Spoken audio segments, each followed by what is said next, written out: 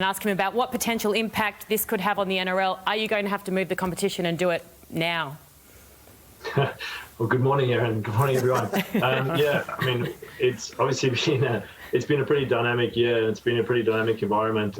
It's not good news, clearly, in New South Wales. We've been preparing for multiple scenarios, and one of them is relocation, particularly in areas that are affected. And in this particular case, we have 9 Sydney-based teams. And so it's very much on the cards that we may need to, for a short period of time, relocate them to somewhere where there's a much lower risk of infection and remove that element of risk to the continuity of the competition. Andrew, when do you make that call? Is it in the next 24 hours, 48 hours? Gus is saying you should make it now. When do you decide what you're going to do with the competition for the next couple of rounds at least? Yeah, it's real time. We are working on it. We have been working on it for a number of weeks in terms of preparation. Now it becomes the practical elements of that. So it certainly is very much at the top of our minds. We've been working on it around the clock for the last few days, we'll have a discussion with our board this evening, and then we'll start communicating plans through to the different stakeholders. Andrew, could you tell us what the Queensland government and how their reaction is being to what's happening here in Sydney and the border restrictions? Yeah, Phil, it's obviously a risk for us because at the moment we're operating on exemptions, which allow teams to travel in and out on charters under strict conditions. But there's 2 elements to our decision making. The first one is we can only operate and play games cross-border if we have that exemption. And the second is we also want to make sure that we're keeping the players and the community safe and not risk infection ourselves. So we're in ongoing dialogue with all the state governments. Whether or not we get an exemption from the Queensland government to travel for round 18 is one factor, but another factor is just us proactively making the call to stay ahead of this, reduce the risk, and make sure that we keep everyone safe and, of course, that we keep playing. All right, well, that's one element. The other is the financial, the commercial element. You've got all these clubs that are playing games without crowds. That's going to affect their bottom line as well. How well placed are you to subsidise the competition for the rest of the year? And are clubs in danger of financial stress?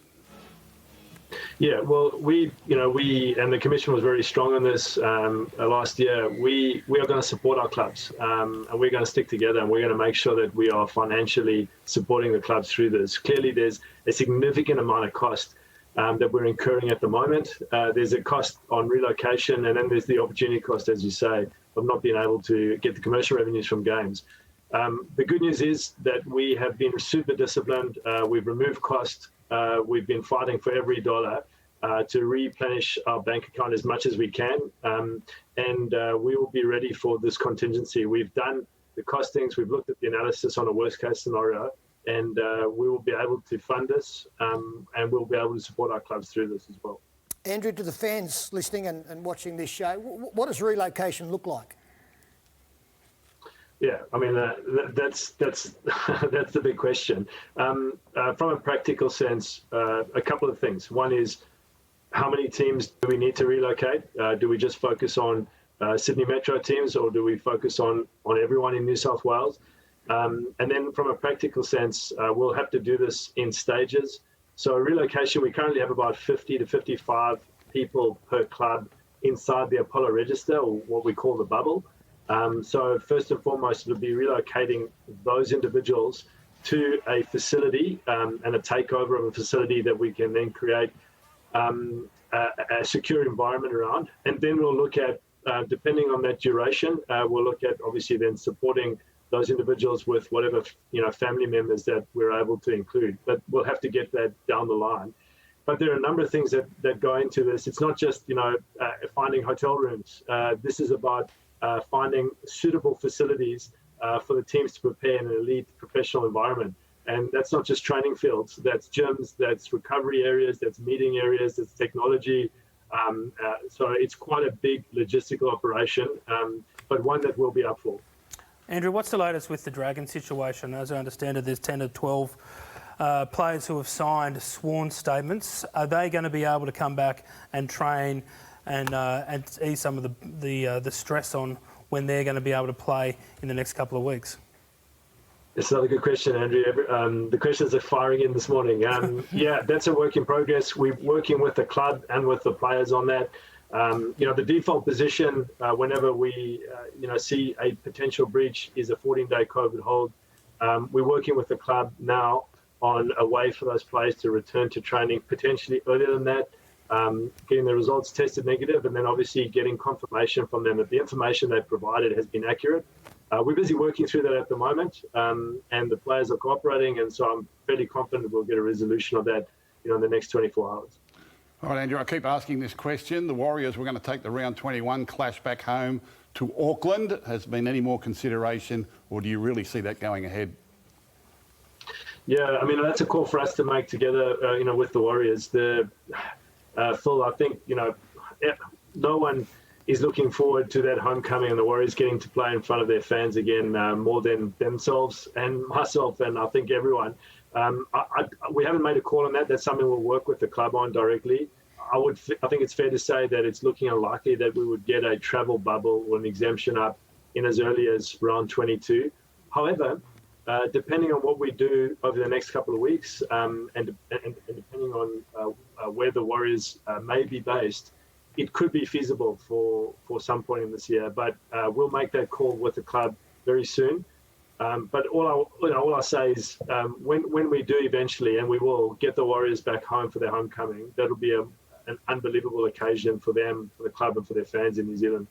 Okay, Andrew, I don't want to hammer you, so I'm sorry, I'll ask this last one. No, you can ask whatever you want. You're a good man, thank you. The situation with Jai Arrow, reports around this morning that potentially more Queensland players, now I don't know if may have been there or there might have been more women. I know there's an investigation going on at the moment. What's the latest you can tell us on that? Will we see potentially other people involved in this? Yeah. It's an ongoing investigation. Look, we don't want to, we want to make sure that we get to the bottom of what actually happened. There's two obvious reasons for that. One is a biosecurity safety reason, and the other is from an integrity perspective. We've been looking at all possible information that we have, and we want to get to the bottom of it, and we hope to conclude that today. At this stage, we have no information, additional information that implicates anyone else in that investigation, but we want to bring it to a close so that the team can focus on the upcoming game on Wednesday night in the Gold Coast, and we can put this behind us. But our job is to make sure, and the Integrity's job is to make sure that they get to the bottom of what actually happens, as much as we can with the facts presented to us. Okay, you can answer this with one word. Do all of these breaches make it more difficult for you going to the Queensland government, for example, and saying, can you accommodate 900 odd rugby league players and staff when clearly some of them can't be trusted? Yeah, of course it does. It's not just a question for the Queensland government. I mean, it's the credibility that we want to have for the license to play in the community. It's not a right for us to be able to continue playing our sport when we're suffering like we are. Businesses aren't being able to operate. People have been asked to stay at home. So we're very conscious of the fact that we, operate on an exemption that's based on us doing the right thing. And we've got a very strict set of protocols for a reason. It's to keep the community safe, not just the players and the club officials inside the bubble, to keep everyone safe. So the whole of Australia, especially New South Wales, we need to do the right thing now. And that we're not exempt from that, and our players are not exempt from that.